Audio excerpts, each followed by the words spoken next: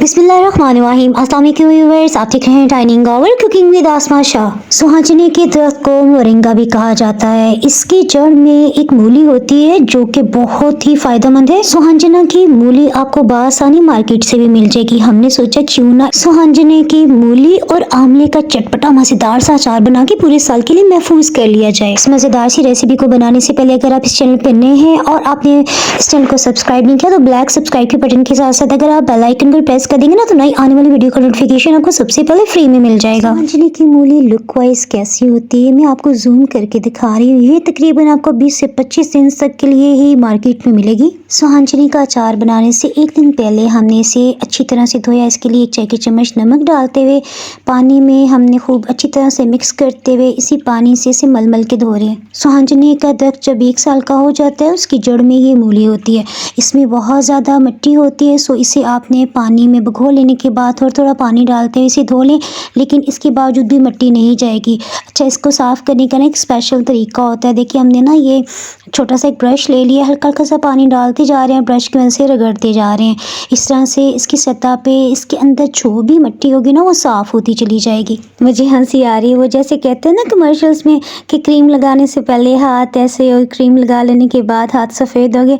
तो ये देखिए, ब्रश की मदद से अच्छी तरह से ना साफ़ कर लेने के बाद इसकी तो शक्ल सूरत ही बदल गई। ये देखिए क्या इसकी रंगत निकली है। सुहांजने का अचार ख़राब ना हो ये आपने मेहनत ज़रूर करनी है, क्योंकि जब आप इसका छिलका उतार लेंगे ना उसके बाद आपने हल्का सा भी पानी इसके साथ टच नहीं करना, आपके हाथों पे पानी हो ताकि अचार ख़राब ना हो। अच्छा, जो 2 सुहांजने की मूलियों को हमने अच्छी तरह से रगड़ा है ना, और ये देखें जो बगैर धुले हुई है बस पानी में टिप हुई है, दोनों में और थर्ड वाले में देखिए कितना ज़्यादा डिफरेंस है।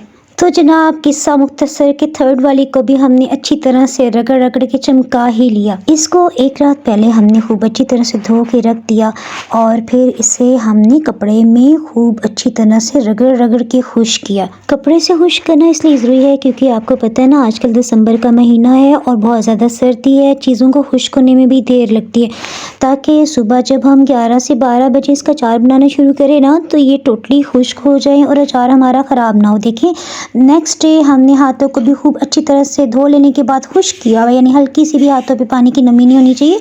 इसी तरह जो छुरी या पीलर आप छिलका उतारने के लिए इस्तेमाल करें उसका भी टोटली खुश्क होना बहुत ज़रूरी है। सुहांजने की मूली का छिलका अगर आप छुरी से भी उतारेंगे ना तो बहुत आसानी से उतर जाएगी, यानी ये हल्का सा भी सख्त महसूस नहीं हो रहा। सुहांजने की मूली को तो हमने अच्छी तरह से छील लिया है। अब हम जो भी कटिंग बोर्ड इस्तेमाल करेंगे ना उसका भी टोटली खुश्क होना ज़रूरी है। इसी तरह अब हम छुरी का इस्तेमाल करेंगे, छुरी को भी बिल्कुल खुश्क होना चाहिए। अच्छा, इसका छिलका उतार लेने के बाद ना लाइट सा स्किन से कलर का ना एक भूरा सा जिस तरह महसूस होता है ना वो इसके ऊपर लगा है, तो हमने खुश्की कपड़े की मदद से इसे साफ़ किया। इसी तरह हाथों को भी अब हम दोबारा से गीला नहीं करें। अच्छा, ये जो इसका डंडल है ना ये थोड़ा सा सख्त है, बकाया जो था एंड वाला सिरा वो बहुत आसानी से कट गया।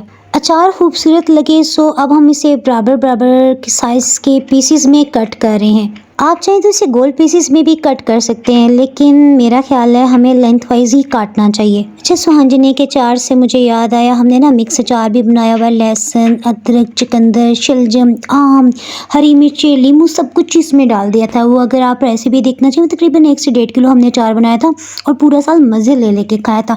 उसका लिंक आपको नीचे डिस्क्रिप्शन बॉक्स से भी मिल जाएगा, इसी तरह ऊपर मैं आई बटन में भी उसका लिंक दे दूँगी। अच्छा, ये थर्ड वाली सुहांजना की मूली थी ना, इसमें ब्राउन कलर का काफ़ी ज़्यादा निशान था। अगर इस तरह का हो तो उसे कट करते हुए ना आप निकाल दें, क्योंकि इसे शामिल नहीं करना, ये ख़राब होने की निशानी है।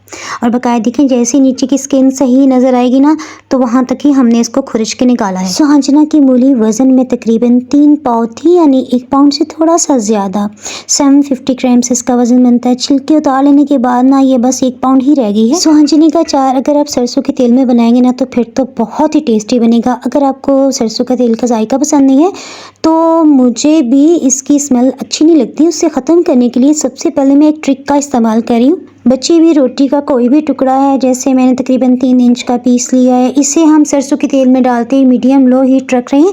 जैसे ही बॉइलिंग पॉइंट पे आएगा तो हम हीट को लो कर देंगे। ये देखें, हम इस टुकड़े को ना अच्छी तरह से ऑयल में डिप कर रहे हैं ताकि ये जो भी कड़वाहट है इसकी स्मेल सरसों के तेल की अपने अंदर जज्ब कर ले। बिल्कुल लो हीट पे सरसों के तेल को पकते हुए 5 मिनट गुजर चुके हैं, सो अब हम हीट को ऑफ कर रहे हैं। सुहांजने की मूली की तरह आंवले का सीज़न भी बहुत ही कम टाइम के लिए आता है। हमने ना आंवले का मुरब्बा बनाना था और ये तकरीबन 2 से 3 दिन फ्रिज में रखने के बाद ही कुछ आंवले के पीसेस पे ना लाइट से ब्राउन कलर के निशानात आ गए हैं। इन्हें हम काट के अलग करेंगे। सो इसे हम मुरब्बा बनाने के लिए इस्तेमाल नहीं करें, बल्कि सुहांजने की मूली के अचार को खट्टा और चटपटा बनाने के लिए हम ये काट के शामिल कर रहे हैं। फलों में सबसे ज़्यादा विटामिन सी आंवले में पाई जाती है। इसके दरमियान में काफ़ी बड़ी गुठली होती है, काफ़ी सख्त होती है। इसे आप ना आर पार नहीं काट सकते। सो इसे काटने का यही तरीका है कि इसके जो भी पीसेस हैं उन्हें कट करके अलग कर लिया जाए। ये गुठली पे थोड़ा थोड़ा सा गूदा है ना, इससे भी हम उतार लेते हैं और बकाया इसे भी हम अचार में डाल देंगे। ऐसा ऐसा ये अचार में घुल जाएगा। तकरीबन 4 आंवले के पीसेस ये बड़े साइज़ के हैं, इन्हें हमने कट कर लिया और एक जो पीस है ना वो हमने साबित ही रहने दिया ताकि पता चले कि भाई इसमें आंवला भी डला हुआ है। आंवले को भी एक रात पहले हमने अच्छी तरह से धो लेने के बाद कपड़े से खुश्क करके रखा हुआ है। ये देखिए इसकी गुठलियाँ कितनी खूबसूरत लग रही हैं। इसमें हम नमक 1 चाय की चम्मच लेवल करके ले रहे हैं। लाल मिर्च पाउडर 1 चाय की चम्मच हमने भर के लिया है। हल्दी पाउडर भी इसे महफूज करने का काम करता है, आधी चाय की चम्मच। चिली फ्लेक्स या अधकुटी लाल मिर्च जायके में बहुत ही तीखी, आधी चाय की चम्मच हमने डाली। अधकुटा खुश्क धनिया ये 1 चाय की चम्मच भर के है। मेथी ये अचार में शामिल की जाती है, आधी चाय की चम्मच। और ये सरसों की बीज है, 1 चाय की चम्मच हमने भर के ली है। अचार को मज़ेदार सा टेस्ट देने के लिए 1 चाय की चम्मच भर के हम अमचूर पाउडर भी डाल रहे हैं। अगर आपके पास अमचूर पाउडर नहीं है तो आप 1 चाय की चम्मच चाट मसाला भी डाल सकते हैं। सौंफ इसे हाजिर बनाए की 1 चाय की चम्मच। मैंने आपको जूम करके इसके सीड्स दिखाए हैं। ये ना ज़ीरे से ज़रा मिलते जुलते हैं। ज़ीरा देखिए थोड़ा सा पतला होता है, ये भी हमने 1 चाय की चम्मच डाल दी। सभी को अच्छी तरह से मिक्स कर देते हैं। अमचूर पाउडर हमने घर में ही बनाया हुआ था। अगर आप अमचूर पाउडर की रेसिपी देखना चाहें ना तो नीचे डिस्क्रिप्शन बॉक्स के साथ साथ ऊपर आपको आई बटन में भी इसकी रेसिपी मिल जाएगी। सभी मसाले तो मिक्स हो गए, इसके साथ ही हम हीट को ऑन करते हैं। सरसों का तेल रूम टेम्परेचर पे आ गया, इसे हमने साथ वाले स्टोव पे शिफ्ट कर लिया। ये देखिए रोटी का टुकड़ा जो हमने सरसों के तेल में डाला था ना, इसकी वजह से सरसों के तेल की बू भी खत्म हो गई और ये टुकड़ा जो है ना बिल्कुल लो हीट पे 5 मिनट पकने के बाद बिल्कुल कड़क हो चुका है। ऑयल हम इसमें तकरीबन 250 ml ही अभी शामिल करेंगे, बकाया को हम ऑयल को रहने देंगे। अगर ज़रूरत होगी ना तो फिर हम इस ऑयल को शामिल करेंगे। ऑयल को प्री हीट करने के लिए ना हमने 1 मिनट के लिए मीडियम लो हीट रखी थी। उसके बाद जब हमने अचार शिफ्ट कर दिया तो अब हम बिल्कुल लो हीट रख रहे हैं।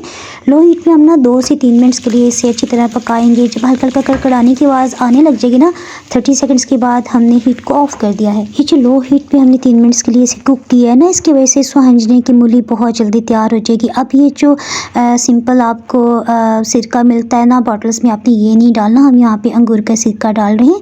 ये तकरीबन 1 टेबल स्पून है। ये इसे महफूज करने का काम भी करेगा और इसमें थोड़ा चटपटा जायका भी लाएगा। जिस बोतल में हमने इस अचार को महफूज रखना है उसे हमने 3 दिन पहले खूब अच्छी तरह से धो लेने के बाद खुश्क कर लिया है।